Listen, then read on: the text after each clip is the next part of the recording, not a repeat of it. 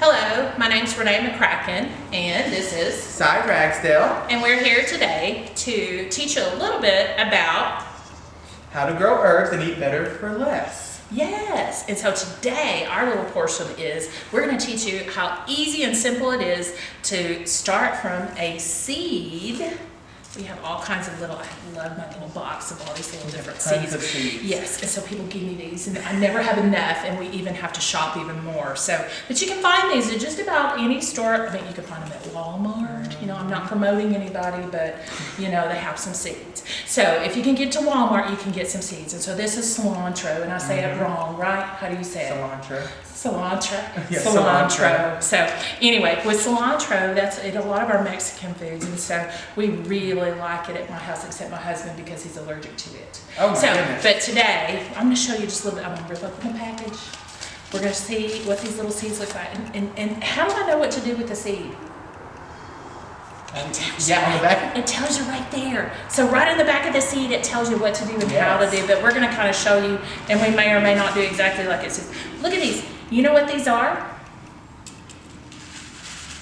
This is something you might not know. When cilantro makes a seed, this little seed is coriander.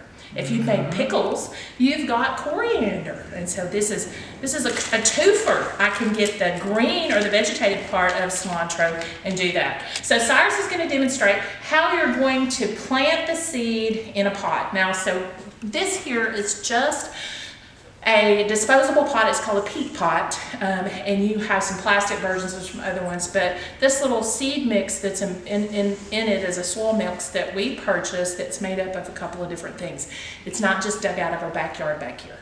So, but you're wanting something really fluffy, kind of easy, so the seed will jump up out of it really quickly.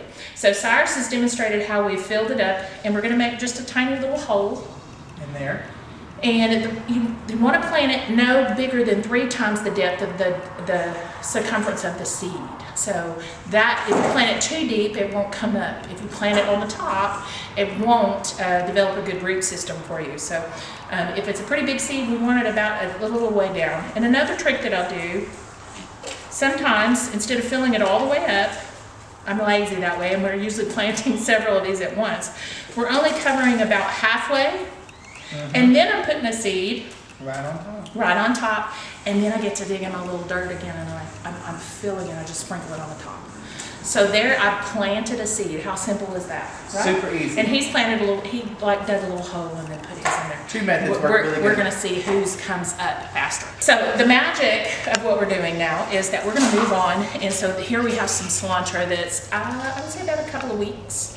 It's actually developed really good. It's the same side of seed plot. We did label it. That's one of the things. Important. If you put it in here, you're not going to know what it is if you don't label it. So here we are with a pretty good development of growth, and there's several different seeds that we planted in here. And we usually put 3 or 4 per little pot.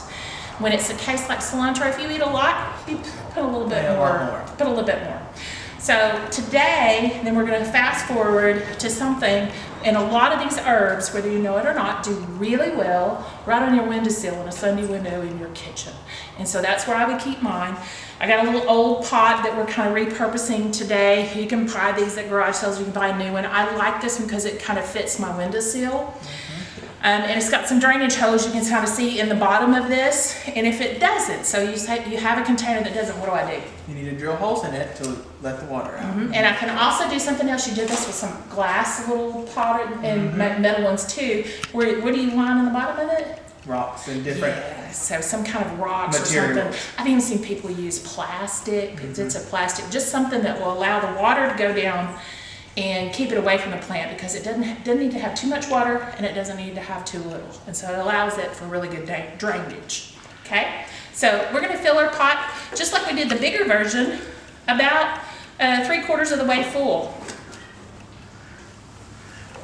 And then we're going to decide what are our favorite herbs, and you get to decide to do that. We have a few different options today that we're going to kind of choose to go in our little pot, and it looks like it'll pretty much hold about 4 different ones, and that's what we have. So we have the cilantro, and again, it's used in cooking. And because I've used these peat pots, I won't have to take it out of the peat pot. I can leave it in the pit pot plot and plant that because this is just going to break down. So I'm just, again, putting it in the soil and allowing it and covering it up. And so it still has its label, but once I get it to this point, I know what it looks like, and if you know what it looks like, then you're gonna know to pick the cilantro. If I had cilantro and parsley right next to each other, just like in the supermarket, you could get one or the other and you're not gonna know. They taste completely different. I have another plant that's one of mine. What is this one? Sweet basil. Oh, sweet basil My is favorite. sweet. This is where you make the bruschetta from this. This is a very beautiful plant. It's used in a lot of Italian cooking. So I'm very diverse here in my planter. So I have some that's used for Spanish and Mexican cooking. And then right next to it, I'm gonna put the basil plant that's used for Italian cooking. And again, we planted those seeds about 2 weeks ago before we put them into this planter. If you wanted to, you can directly sow them into this planter. We just sped it up so that we'll be able to be cooking with these in a couple of weeks. Okay, the next plant that I'm gonna choose to go in here is a fancy little plant. This is called dill. And if you rub it, what's it smell like? Dill pickles. Dill pickles, or dill potato chips, same kind of thing. The other thing you might not know, that if I have a recipe that calls for a lot of salt, and I really have a little bit of high blood pressure, I don't need to eat a lot of salt.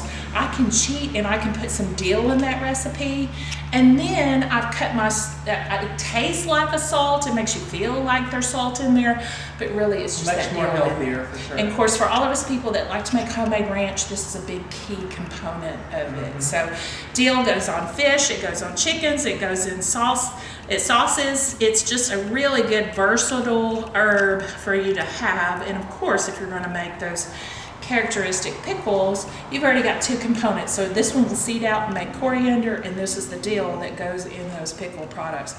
Now it looks like we only have one spot left, and so I have to choose. I have left, this is a type of basil, but it's purple. What kind is this one? That's dark opal basil. And my One of mother's my name is favorites. Opal, so I really like to plant this one every year. It's a little bit stronger, and I also have the knowledge of some of the ladies that were around here working said that they make a tea from this, the Hispanic culture. It makes them feel better. Oh, good. So can be dual purposes for a lot of the herbs that you use. But I'm not going to use this one. I want to use this one. What is this one? Sage. Sage. And so for my little kiddos, I like to call this the Thanksgiving plant. Why? I honestly don't know. So, sage is something that we use in our dressing. You can't make a good dressing on Thanksgiving if you don't have a sage plant. Chicken and grits. It's also present in a lot of your sausages that you make and any kind of pork product. Sage is something that's actually used. But if you rub the leaves, and almost all the herbs, if you rub the leaves, you can smell that particular herb. Any of these, as you produce it, you can dry these herbs at home and then store them in little containers and then use them when they cook. So it's not just, certain times of year when you're growing them. So again, I'm gonna place it. And then after I've got everything placed, I'm gonna get Cyrus Come in with some soil. come in, and we're gonna really cover those tops of those little peat pots that we have in there, so we got some good coverage. The other thing that we need to do, and I'm not gonna endorse any product, but y'all know it will not be named, but I need to provide some fertilizer. So it needs some minerals and vitamins and things for it to grow a little bit better. So we're gonna add, later on, some liquid fertilizer to our plant to be able to do that. What else do we need to do? Water it. Of course. And give it some sunlight. So it needs a little water and sunlight. I'm glad you said that. I had a person one time that bought plants from me, and it was cold, and she put them in her garage. And then she came back to me and said, that she thinks that she watered them too much because they died, because she didn't put them outside yet. She took care of them and watered them every day, but they just died. And I said, where are they? And she said, in the garage, they're warm. And I said, is there a window in the garage? And she said, no. I said, did you have a light on in the garage? And she said, no. So yes, in order for our little plants to grow, they do need sunlight of some sort. or artificial light in your home. So just as simple as that, you've developed a herb garden. In a couple more weeks, it will begin to develop. We have some additional ones that have already started growing by leaps and bounds in just a few weeks. It's amazing how fast they grow.